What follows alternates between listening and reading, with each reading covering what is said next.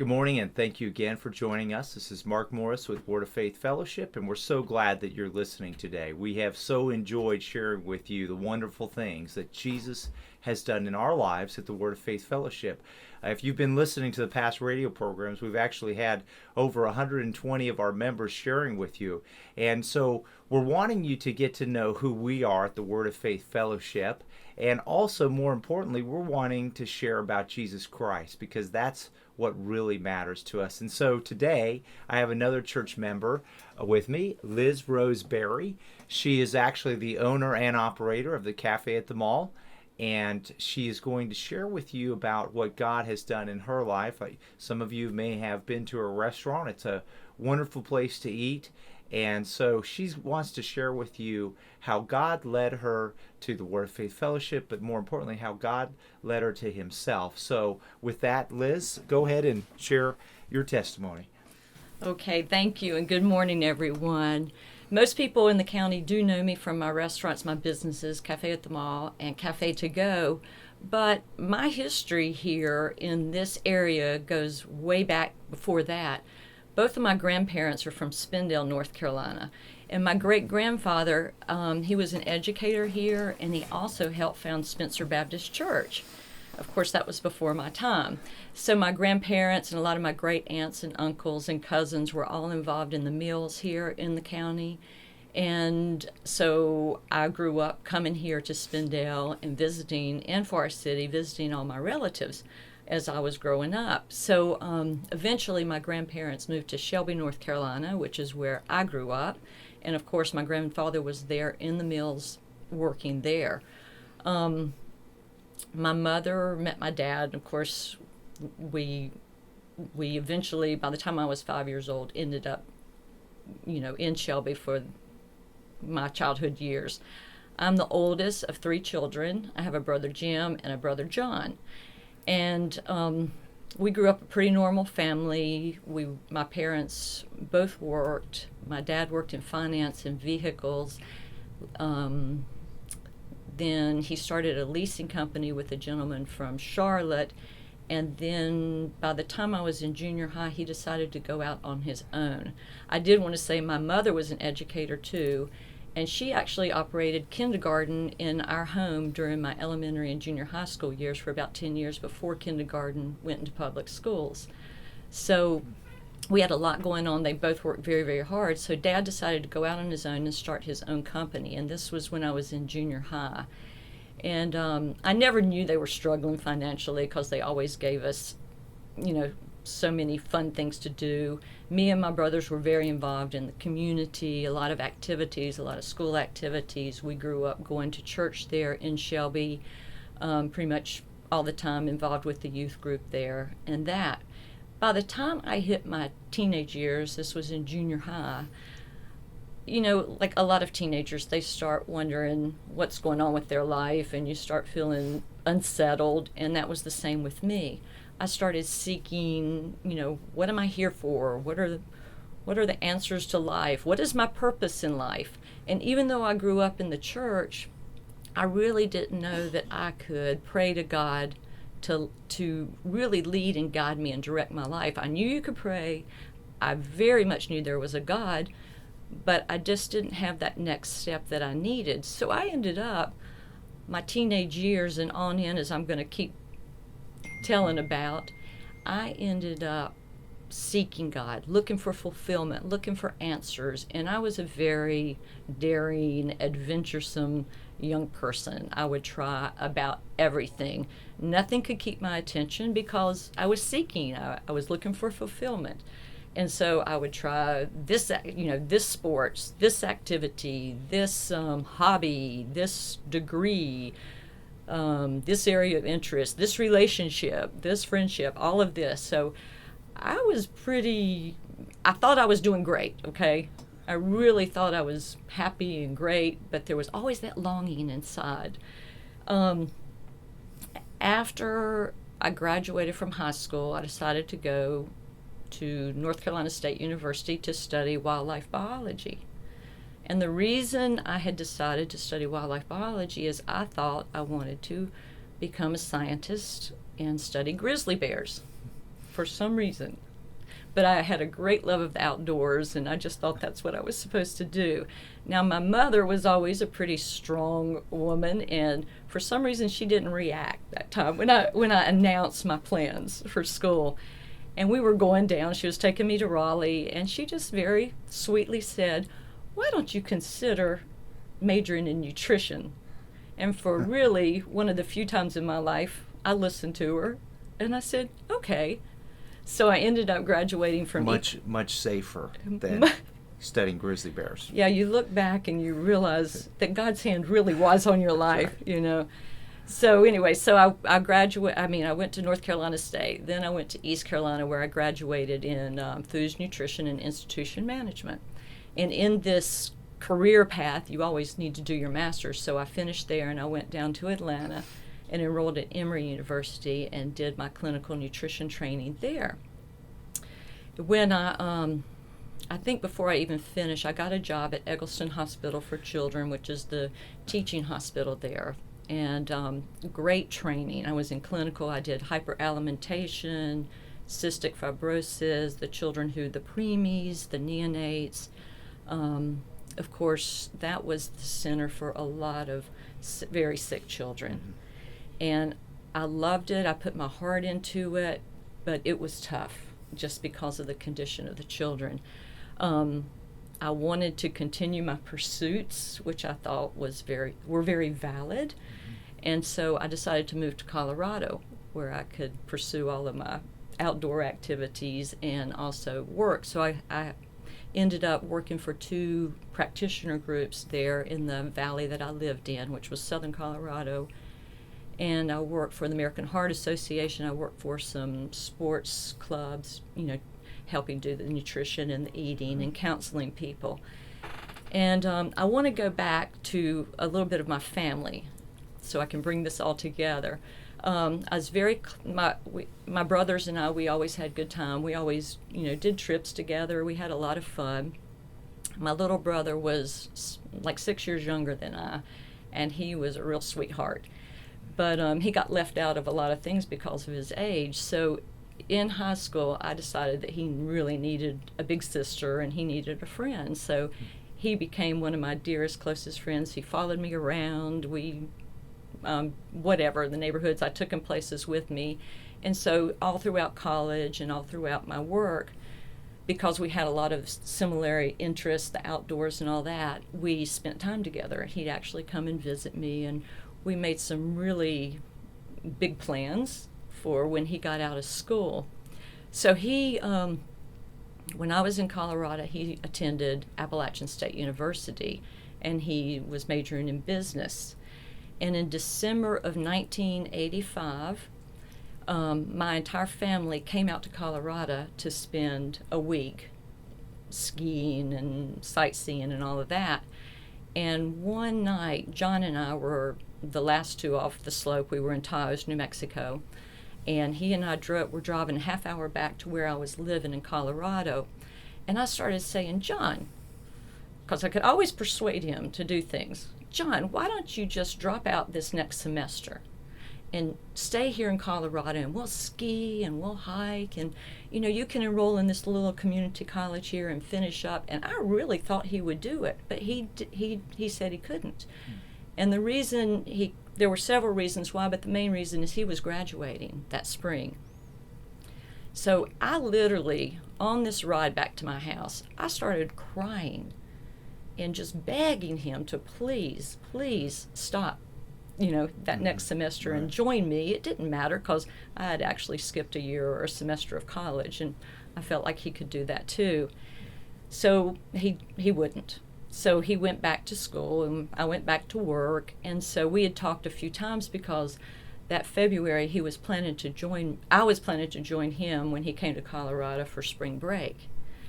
And the night before he came, that morning, after he came, he was killed in a house fire in Boone, along with another college student. And I was told there at work, and, I cannot even tell you the emotions I experienced. But I was, of course, upset. I was shocked. I was angry. I went into a rage, waiting for the plane tickets to get back home. And, you wanted answers. This really knocked me for a loop because my best friend, my confidant, is suddenly gone. And, and fast forward to all of that, it really put me on that path of I've got to have answers. I have just got to know what is going on in life and why these things are happening. And so I had been, in nutrition. I was doing a lot of counseling people, and I felt very ineffective in my role as a dietitian and where I was working because it's hard to tell people, you need to eat this and that and this and that because we all know how to eat. So I decided that I would pursue culinary training in order to actually show people what to eat. So I moved from rural Colorado to inner city Baltimore, Maryland, and entered culinary school there at the Inner Harbor. And I went there a year and a half, and then I decided, once again, the theme I'm looking for fulfillment. I wanted to get to Europe. They had a school in Ireland, so I went and did my last semester in Ireland, which was a great experience. And actually, the chef there asked me to stay on with him and study in Germany. But by this time, I was homesick. I wanted to get back to my family. I was still seeking.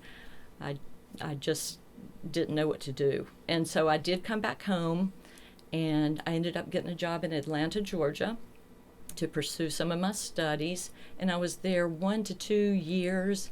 And my father, my dear father, he came down to Atlanta, and he said, John was supposed to join my dad and my brother in his business, leasing services in Shelby. And of course, now John is no longer there. And this was about 2 years after he died. Dad came down to where I was in Atlanta, and he said, honey, would you please consider coming into business with me? Now, I've never been a businesswoman. Mm-hmm. I really did not care about business or, that whole aspect. I like science. I like the creative fields. I love culinary. But I said yes. I wanted to be with my family, and I believe I was thinking and searching. I think he said, honey, I just want my children near me.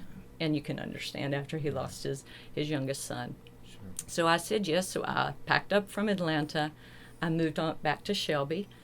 And once again, the whole theme, I'm seeking fulfillment. Anytime anything like this would happen, there was an excitement, a new beginning, a new start. You can put your heart into it. And I did. I put my heart into everything I did.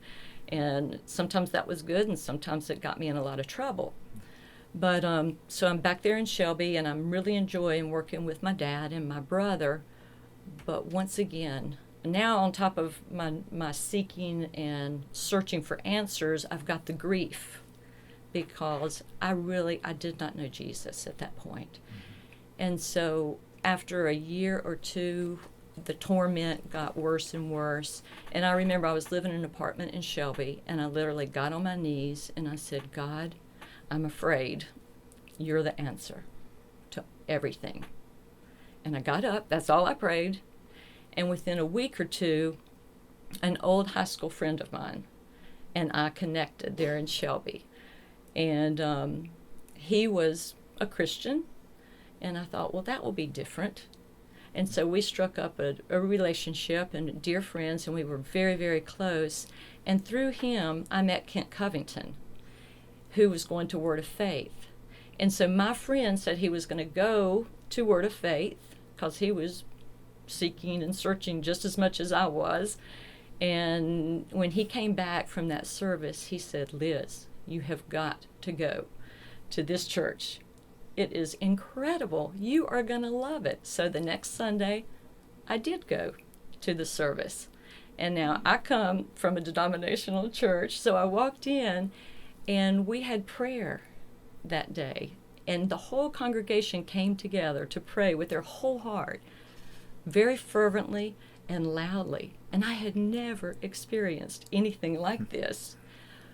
But because of my training at Eggleston Hospital, where a lot of children had a lot of bad things happen to them in order to help them, I knew that children could sense danger, they could sense harm.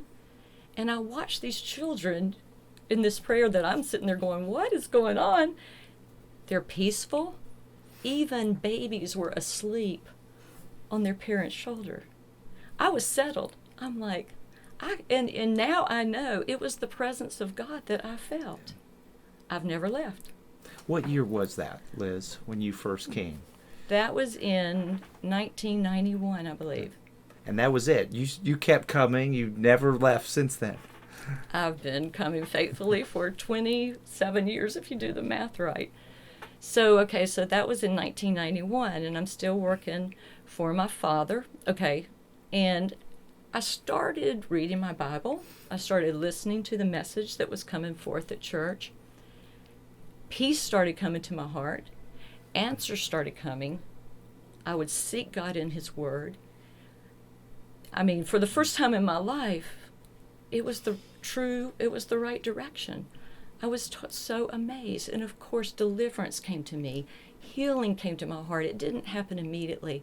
It was a process that God has done. And that same process is still going on today after 27 years, and I hope it continues.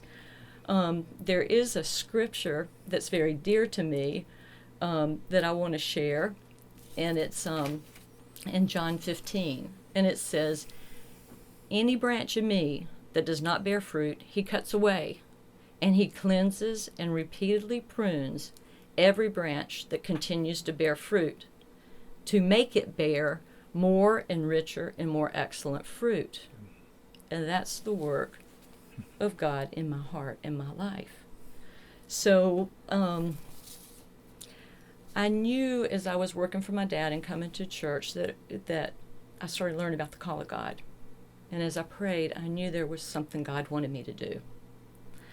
And through circumstances that happened, I started looking for a place to fulfill what I was trained to do, nutrition and culinary. And so in 1999, I purchased that summer or that fall from Diane Siegel, Nana's Cafe there at Tri-City Mall, and opened the cafe of November of 1999. And that has so been through the years. I just see the hand of God. I see the grace of God. I know it's the will of God. And it's just been a great way to, serve God in the community, to offer something. And I do want to say that no one in the county in 1999 was serving goat cheese. So we have the American Dairy Goat Association registry here in Spindale, North Carolina. So I was the first restaurant to put goat cheese on the menu because I thought we needed that. So that was really fun, things like that. So I have met the most wonderful people through my customers, my caterings, and I have formed such great relationships. And my purpose has been to serve quality food, quality service in a quality place. I couldn't do it any other way. That is just, that's to me the standard and the excellence that God, puts in your heart. So that's what I've always wanted my business to. And then looking back, I see how God used my training with my father, who was an excellent businessman. And he was really a people person. And what he instilled into me, not trying to, but just by example, was that your customers matter. You care about your customers. His business was built on personal relationships with his customers, and they trusted him. And so that got instilled into me. So let's see, in 1999, I'm trying to think what happened next, because there's been so much. About my business, there's been a lot of rumors out there about my business. And I wanted just to say the rumors that I hear the most is that the Word of Faith owns Cafe at the Mall and Cafe to Go and other businesses owned by church members. But in 1999, my dad signed the banknote with me, and I have owned and operated Cafe at the Mall solely since that time. The other rumor is that Word of Faith and the pastors take all of our money. Well, in the early days, I personally wrote the paychecks, but now my accountant does it, and all of the paychecks get directly deposited to each employee's personal account, whatever account, checking or savings that they want. The other rumor is that because the Word of Faith owns it, only Word of Faith people work there, and that is not true. I have had some. I still do have very precious people from the county that are training and that are excellent employees, and I'm looking for some right now. Anyway, so back to this. My business is not just a business; it's the call of God on my life. It's the way I serve God in this community. I want to serve the love of God to people, not only to my employees, but to my customers. And then jump forward. In 2015, in February, my dad passed away suddenly, unexpectedly. And that was hard because he was a dear friend to me. And he advised me, and we were just very close. And then 5 months later, I married Marty Berry. And Marty and I have been friends for 20 plus years. And his mother, who goes to the church and had been going, that's how we connected. Now, Marty is a retired peach farmer from South Carolina, Johnston, South Carolina, which is the peach capital. And if people know me, they know that I absolutely love farming and agriculture and that aspect of this county. So, God's hand is right there in that relationship too. Marty helps me at the cafe. He's a blessing in my life in many, many, many ways. So let's see, and I thought that scripture about the pruning because when he moved up from South Carolina to me, he brought at least 20 pruners with him. And he no longer does that, but anyway, it goes with him. I guess to recap as we wind down here, I have a life of, and I can remember those days of torment. I can remember those feelings of being lost. I can remember the searching. I can remember knowing there was more out there than what I could find and the way I was looking. Right. And I am just so grateful that God, as I looked past all those years, had a hold of my life. Yeah. And he was directing me despite myself. You look at all the wrong steps you made, the hurtful past, the wrong relationships that I had, but God's hand was there leading and guiding me. Maybe I could have done it sooner, but thank God he got to my heart.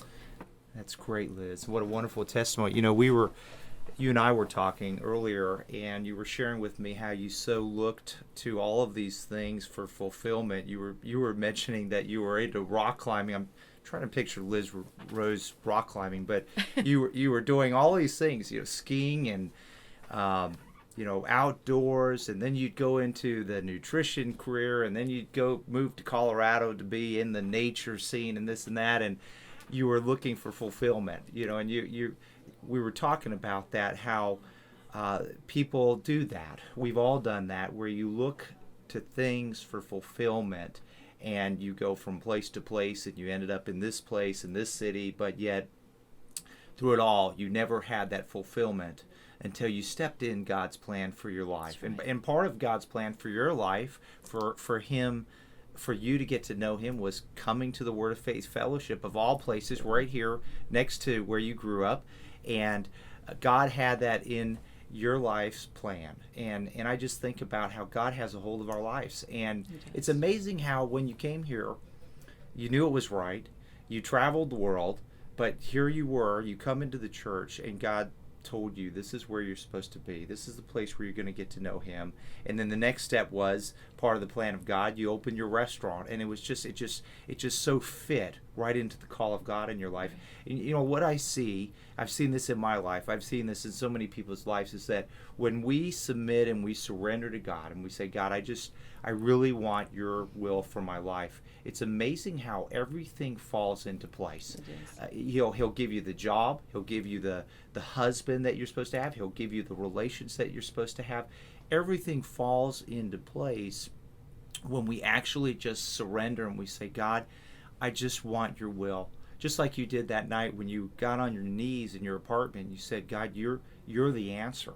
Right. I've looked everywhere else. That's right. You are the answer. And when we do that, it's amazing how God comes and then he becomes the answer.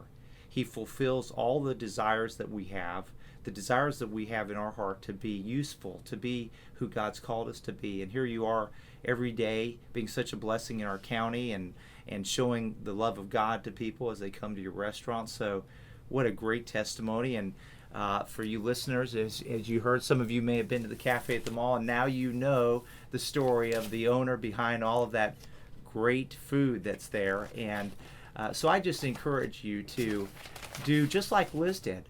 Bow your knee if you haven't done that, and say, God, you're the answer. We can't find the answer anywhere else but Jesus Christ. And when you do that, it's going to be great, because he's going to bring you to exactly where you need to be. And it's a wonderful life. I know Liz is so happy every time. If you go to the restaurant, you may see her running around there, and you can tell that she's doing exactly what God's called her to be. And isn't it wonderful when we actually step into what God's called us to be, how happy we are, and it just fits. Everything fits about it. So what a great testimony, and we're so glad that you have listened once again. Mark, I do have one other scripture I want to share. In conclusion, it sort of sums up, and it's one of my favorite scriptures. It's in Ecclesiastes 12, and it says, "All has been heard. The end of the matter is, fear God, revere and worship him, knowing that he is, and keep his commandments, for this is the whole of man, the full original purpose of his creation, the object of God's providence, the root of character, the foundation of all happiness, the adjustment to all inharmonious circumstances and conditions under the sun, and the whole duty for every man." That is so powerful. That is so, and that It's sums so it true. up. That sums up your life. That sums up all of our lives. That, to fear God, to walk in his commandments is the sum of all happiness. It's the fulfillment of all life. And I love that verse too. And that's a great way to live our lives. And that's the only way that God has called us to live our lives, is to fear him, to walk in his commandments, and then we will be fulfilled. So thank you again for listening. And we are here Mondays, Wednesdays, and Fridays, 8:30 to 9. We also have all of our radio programs. If you've missed them, they are on our website. They are actually videotaped, so you can watch us live or watch us on video. And our website is wordoffaithfellowship.org. We hope that you have a great day.